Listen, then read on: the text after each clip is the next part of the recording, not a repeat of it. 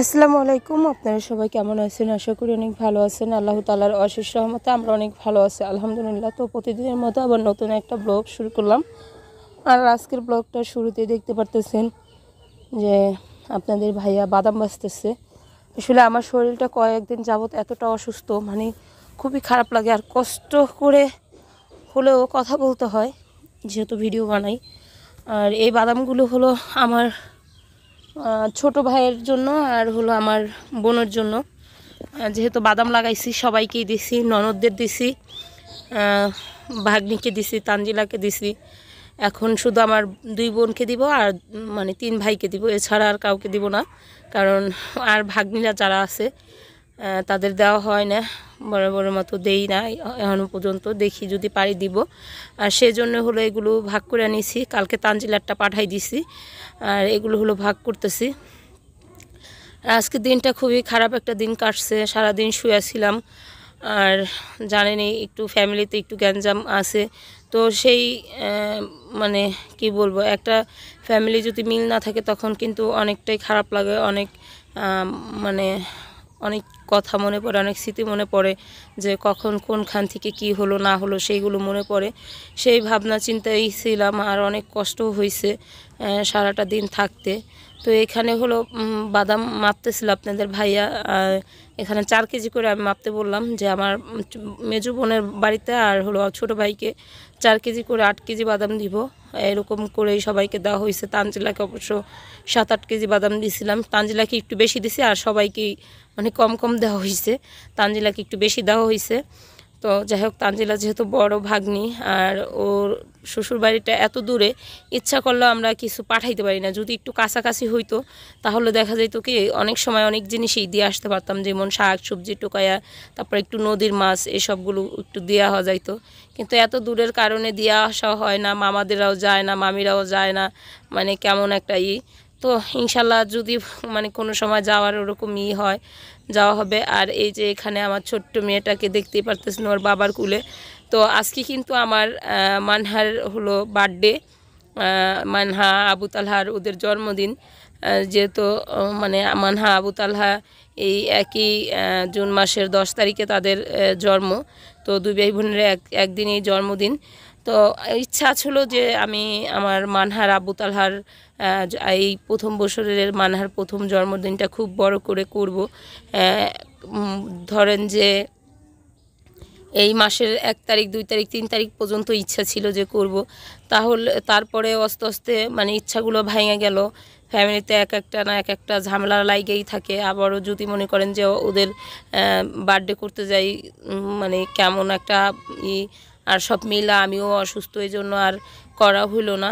তো আমার ভাই মা তারা হলো চলে যাচ্ছে, আমিও তাদের সাথে যাচ্ছি। আমার ছেলেকে আমি আমাদের এলাকায় একটা হোমিওপ্যাথি ডাক্তার আছে, সেই ডাক্তারটা দেখাবো এই জন্য। আর মানহা দেখেন কিভাবে হাসতেছে। আবু তালহা বলতেছে যে আমার আজকে সারাদিনটাই নষ্ট হয়ে গেল। আমি বললাম যে না কেন বাবা এটা বলতেছো? কয় আমার যে বার্থডে তুমি তো আমার কেক কাটলা না, তাহলে কি আমার সারাদিনটা নষ্ট হয়ে যাবে না? আমার মানহা কিট করে হাসতেছে। আর ও এতটা পছন্দ করে গাড়িতে থাকতে, কারণ গাড়িতে উঠলে খুবই ঠান্ডা একটা বাতাস আছে, সেই জন্য হলো ও বেশি ওর ভালো লাগে, এজন্য হলো থাকে ও গাড়িতে।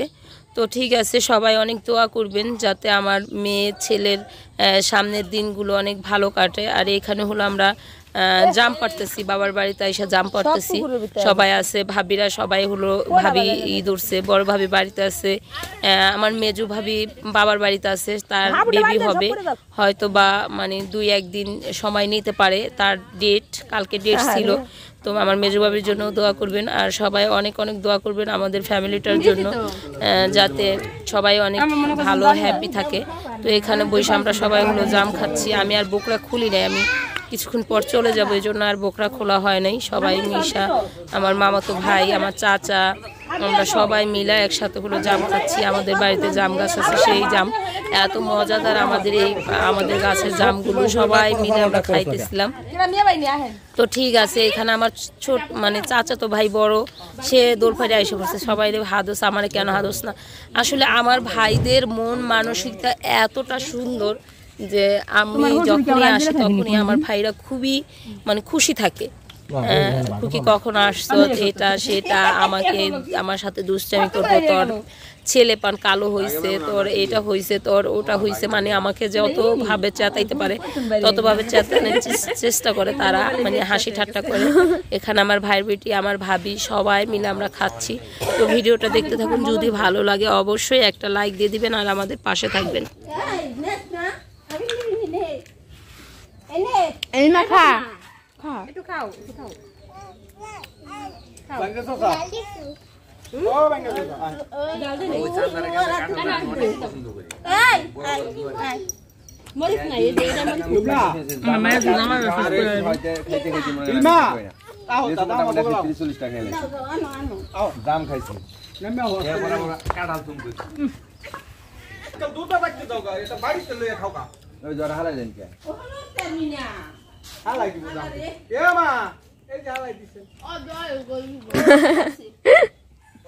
কিছুক্ষণ আগে কড়াইটা বইরা মনে করেন আগুন হয়ে গেছিল, আমি ভিডিওটা নিতারলাম না। মাছটা হলো ভর্তা বানানোর জন্য হলো ভাজা হইতেছে, আর এখানে হলো এই যে এই মাছগুলো রাইখা দিব, এই মাংসটুকু রাইখা দিব, আর এই মাংসগুলো রান্না করুম, এই মাংসগুলো ভাজুম।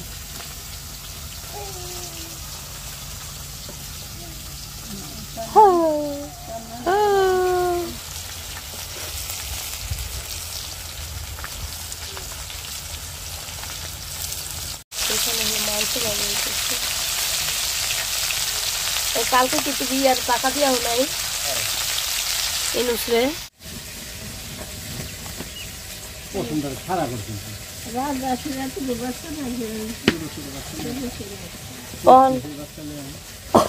যদি ডিমটি পাইতাম তাহলে বুঝির কাছে পাড়াই দিতাম,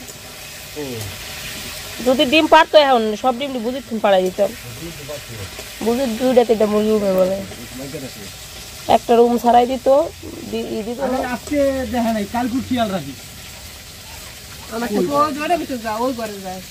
পাতার ঘরে না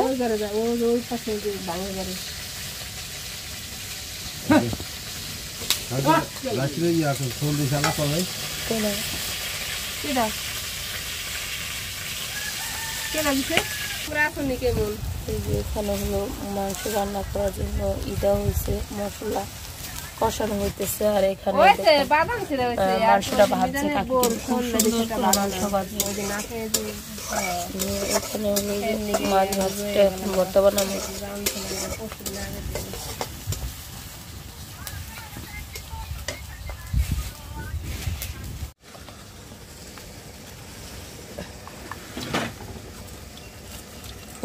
মরিচ দিয়ে আর হলো চিকন করে হলো পেঁয়াজ কাটছি, এটা দিয়ে এখন আমি ভর্তা বানাবো, মাছ ভর্তা। অনেকটি মরিচ মনে হয় কাকি, বেশি জাল হয়ে যাবে। ঠান্ডা দিন পাকেটা বুঝতে চাই কে তিন চারবার গাড়ে গেছে। হ্যাঁ হ্যাঁ, তো কানহারে ডাকদা নিয়ে যেতেন, কানহাও তো গাড়ি যায়, বাড়ির গাড়া ঘাটতে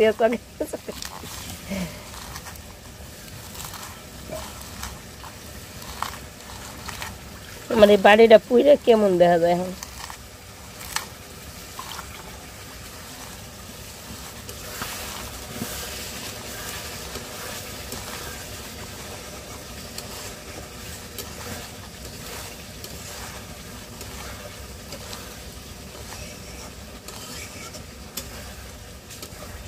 আজকে আব্বা কুটি কাকা আর আব্বা আম পারলো, দেখলাম কুটি কাকা গাছ উঠে আম পারলো, আঙুর সাইডে আম দিল না।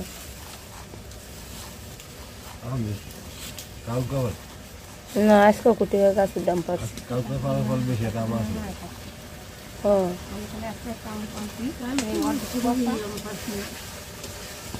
আজকে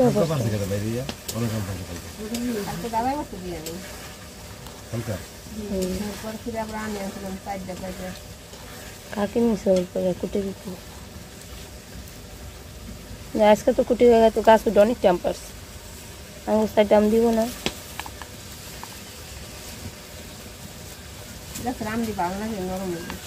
কাঁচা আম পাকাছে বেশি, কাঁচাটা মজা লাগে আমার।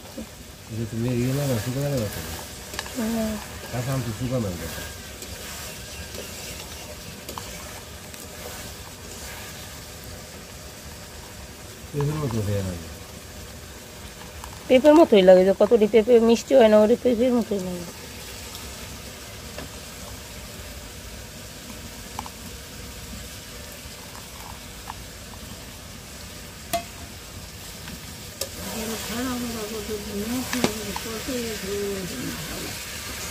হুম।